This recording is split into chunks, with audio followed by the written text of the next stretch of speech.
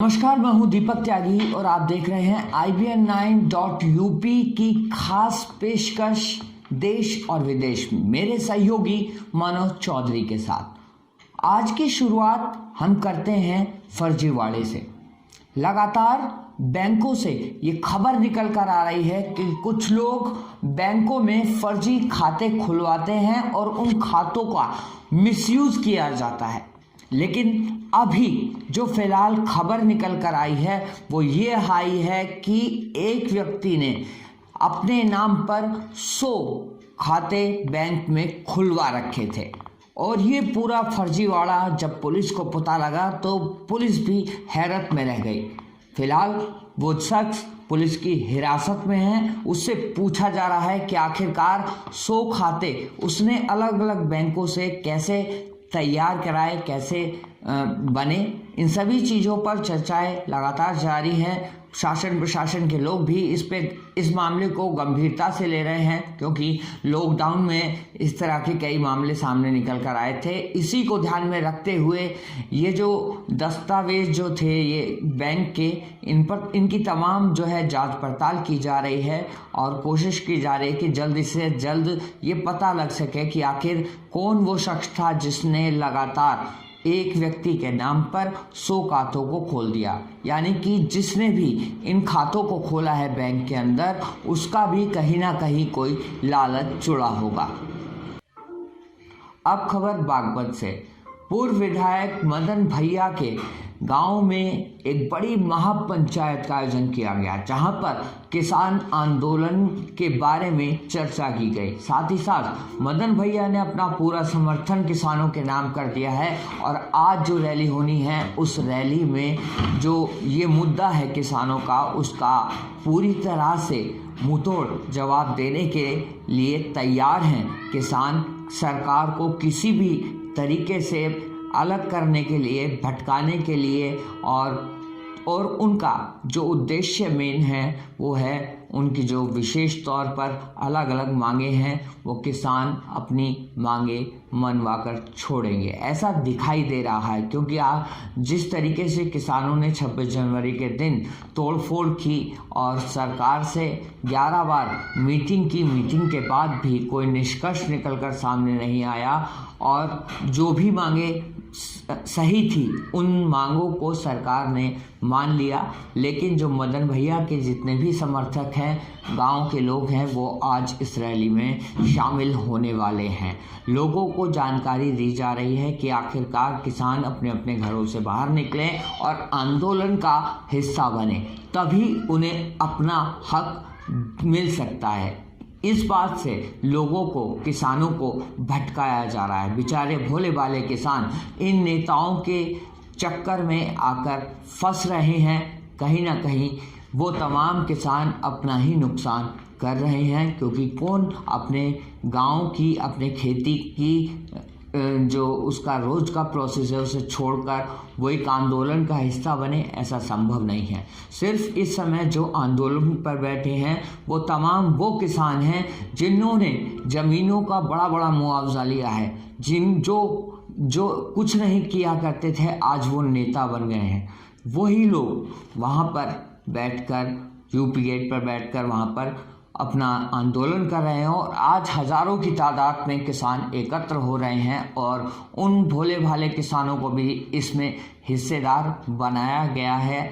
लेकिन कहीं ना कहीं ये बहुत दुर्भाग्य की बात है कि हमारे देश के किसान, जिनसे हमने सब कुछ सीखा, सब कुछ पाया, और साथ ही साथ किसान के बिना देश को चलाना नामुमकिन है, ये बिल्कुल सही बात है। लेकिन एक हद तक यदि आप कोई काम कर रहे हैं तो उस काम की जो असली वास्तविकता है वो सामने निकल कर आती है। लेकिन आज जो आंदोलन होने जा रहा है वो वाकई में ही बहुत ज़्यादा शर्मसार कर देने वाला है। किसान आंदोलन को ध्यान में रखते हुए जगह जगह जाम की स्थिति पैदा होती जा रही है। मोहननगर, खोड़ा, नोएडा, आप तमाम जगह जाएंगे तो अभी से ही वहाँ जाम की स्थिति पैदा होने जा रही है, क्योंकि किसान आंदोलन लगभग शुरू होने वाला है और इसी किसान आंदोलन के चलते तमाम जो भी ट्रैफिक व्यवस्था है उसको थोड़ा सा डाइवर्ट किया गया है। यहाँ तक कि दिल्ली के जो ट्रैफिक इंचार्ज हैं वो और हमारे यहाँ गाज़ियाबाद के जो एसपी ट्रैफिक हैं उन तमाम लोगों ने आपस में मीटिंग की और मीटिंग के बाद यही फैसला किया गया कि जो भी आने जाने वाले लोग हैं उनको किसी तरह की कोई परेशानी ना हो। इस वजह से कुछ रूटों में बदलाव किया गया है। आज के समय में हमारे देश में करीब 60% ऐसे लोग हैं जो कैंसर जैसी खतरनाक बीमारी से जूझ रहे हैं। उन्हें नहीं जानकारी कि आखिरकार ये कैंसर जैसी बीमारी से कैसे बचा जाए।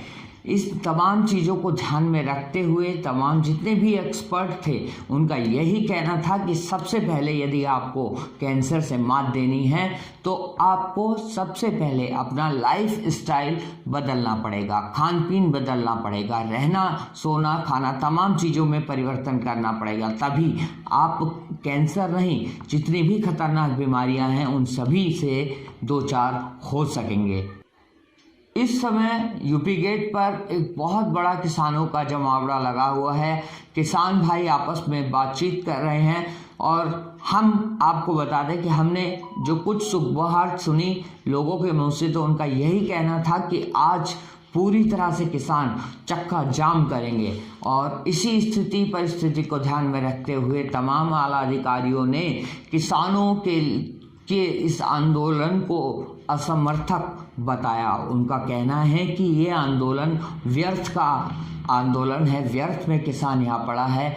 वो किसान जो अपने घर की दाल रोटी चलाता है वो किसान यहाँ पड़ा हुआ है। उस भोले भाले किसानों को लोगों ने, जो कुछ नेता हैं उन्होंने अपने वश में कर लिया है, जिसकी वजह से तमाम किसान इस समय यूपी गेट पर मौजूद हैं और उनका यही उद्देश्य है कि गाज़ियाबाद हो या दिल्ली हो तमाम जगह वो चक्का जाम करें। ऐसी किसान नेताओं की सोच इस समय चल रही है।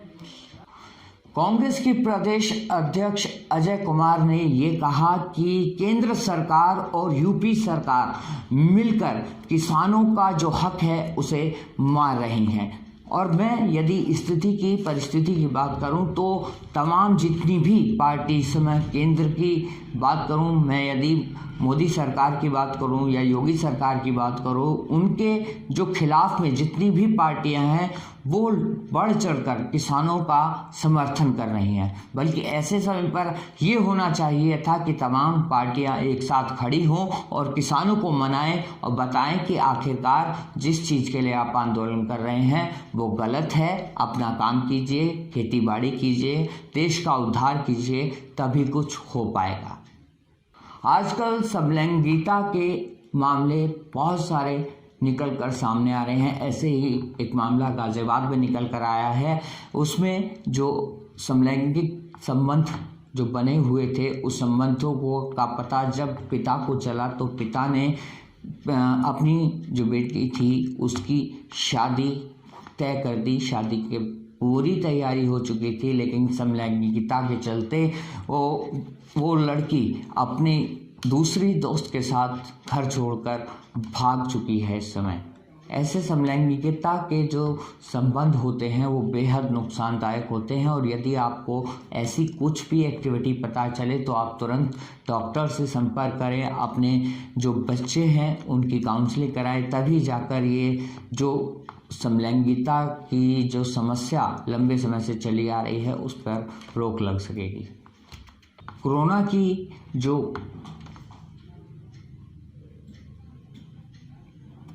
की वैक्सीन इस समय सबसे पहले स्वास्थ्य कर्मियों को लगाई जा रही है। एक टारगेट तय किया गया था सरकार के द्वारा कि एक ज़िले में करीब 5200 मरीजों को जो कोरोना की वैक्सीन है वो मिलेगी, लेकिन मात्र 1500 लोगों को ही कोरोना की वैक्सीन प्रतिदिन लग पा रही हैं। अब इसमें आप समझ सकते हैं या तो कोई लापरवाही है या कहीं ना कहीं समय की इधर उधर स्थिति या परिस्थिति चल रही है, जिसकी जांच भी चल रही है। इस बात को लेकर बहुत सारे लोगों ने सीएमओ साहब से भी बात की, उनसे पूछा कि आखिरकार जो टारगेट तय किया गया था उस टारगेट के अंतर्गत अभी तक कि मात्र 1500 लोगों को ही अभी वैक्सीन मिली है। यदि ऐसी तरह से जो आंकड़े सामने निकल कर आते रहे तो करीब कई साल लग जाएंगे लोगों को, पूरे देश के लोगों को कोरोना वैक्सीन लगाने में।